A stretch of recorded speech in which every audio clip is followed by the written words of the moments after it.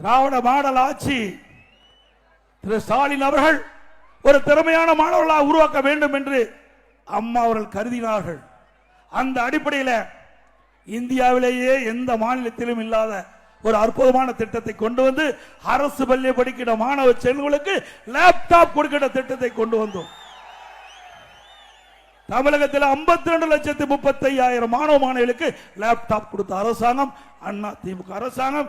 அதற்காக 7,300 கோடி அண்ணா திமுக ஆட்சியில் நிதி ஒதுக்கீடு செய்யப்பட்டு ஒரு விஞ்ஞான அறிவுள்ள அறிவு திறன் நம்முடைய மாணவர்களுக்கு கிடைக்க செய்த அரசாங்கம் அண்ணா திமுக அரசாங்கம். அதையும் நிறுத்திய அரசாங்கம் திமுக அரசாங்கம். மீண்டும் அண்ணா திமுக ஆட்சி உங்கள் துணையோடு மலரும். நிறுத்தப்பட்ட லேப்டாப் திட்டம் மாணவர்களுக்கு தொடரும்.